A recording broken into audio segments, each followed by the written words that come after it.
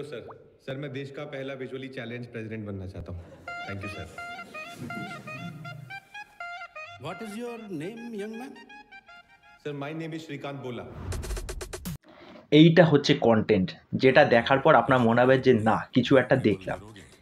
শ্রীকান্তের trailer নিয়ে কথা বলছি, যেটা গতকাল ড্রপ আউট হয়ে গেছে। আমরা আমাদের জীবনে লাইফে খুব ছোট ছোট বিষয়ে এতটা আপসেট হয়ে যাই যে আমাদের মনে হয় যে আমাদের লাইফে আর কিছু নেই, আমাদের দ্বারা হবে না, আমরা পারবো না। কিন্তু এরকম কিছু কিছু মানুষ আছে যাদেরকে দেখলে আমাদের মনে হয় যে হ্যাঁ এখান থেকে ইন্সপায়ার হতে পারবো। যেমন সৌরভ গাঙ্গুলি বলুন, ধোনি বলুন, বা এরকম প্রচুর ব্যক্তিত্ব আছে যাদের থেকে কিন্তু আমরা ইন্সপায়ার হই। তা শ্রীকান্ত বোলা একজন ভিজুয়ালি ইম্পেয়ার্ড একজন চাইল্ড, ছোটোবেলা থেকে স্ট্রাগল করে আসছে। তারপর তার পড়াশোনা করার ইচ্ছা, সে একটা সাবজেক্ট নিয়ে পড়তে চায় সায়েন্স, কিন্তু ইন্ডিয়ান এডুকেশন সিস্টেম তাকে এই সাবজেক্টটা পড়তে দেবে না, কেননা যারা ভিজুয়ালি এরকম ইম্পেয়ার্ড আছে তাদের এরকম পড়াশোনার কোনো ব্যবস্থাই নেই।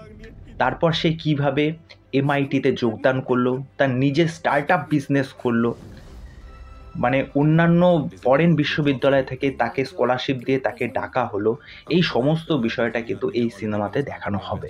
তাই এখানে আমরা লিড চরিত্রতে আমরা রাজকুমার রাওকে দেখতে পাচ্ছি, এছাড়া জ্যোতিকা আছে, শরৎ কেলকার আছে, আলায়া আছে।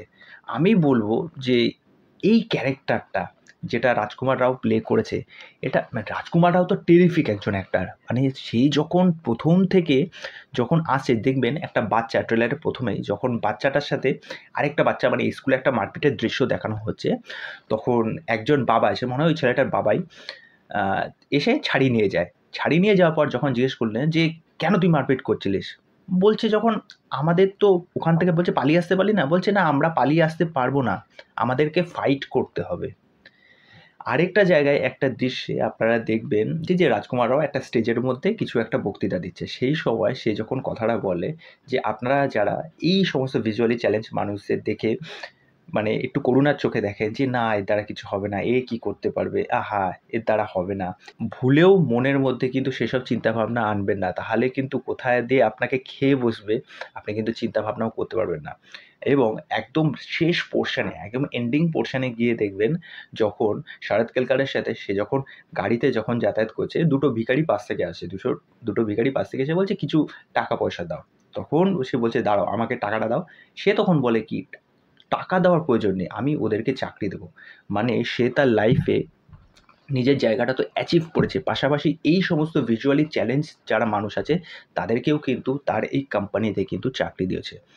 তা এই নিয়ে হচ্ছে এই সিনেমাটার গল্প। প্রথমত এই সিনেমাটার মধ্যে এতটা বড় একটা ট্রেলার, 3 মিনিট বার, এক ফোঁটাও কিন্তু কোনো জায়গায় যে গল্পটা দেখে মনে হচ্ছে না যে এক ফোঁটাও বোরিং। এবং এই সিনেমার মেন যিনি পারফর্মার তিনি হচ্ছেন রাজকুমার রাও। রাজকুমার রাও যে কটা সিনেমা আছে, ঠিক আছে, প্রত্যেকটা আমি চোখ বুজে ভরসা করতে পারি। তিনি যখন এই কন্টেন্টটা যখন চুজ করেছেন, তার মধ্যে এই কন্টেন্টটার মধ্যে কিন্তু একটা জাদু আছে। তা ওভারঅল এই ট্রেলারটা সত্যি দেখার মতো, ইন্সপায়ার করার মতো। আর এটা হচ্ছে edge of the seat movement, যখন আপনারা এই সিনেমাটা থিয়েটারে গিয়ে এক্সপিরিয়েন্স করবেন, এটা দেখতে খুব ভালো লাগবে। এর মধ্যে সমস্ত কিছু থাকবে এই সিনেমাটার মধ্যে, একটা ইন্সপায়ার করার মতো সিনেমা। তা আমি বলবো অবশ্যই এই সিনেমাটা দেখুন। তার আগে ট্রেলারটা দেখে, আমি ডেসক্রিপশানে ট্রেলারের লিঙ্কটা দিয়ে দেবো, দেখে আপনারা জানান যে আপনাদের ট্রেলারটা কেমন লাগলো।